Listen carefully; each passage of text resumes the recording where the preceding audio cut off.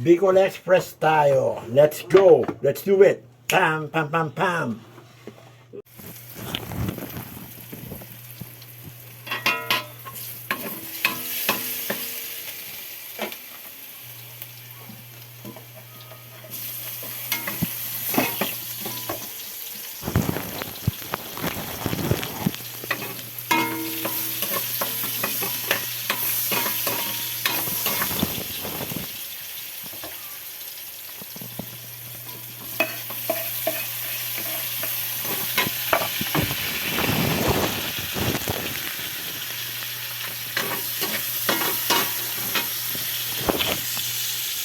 Yan, konti lang po yung siling nilagay ko para makakain din yung mga anak ko.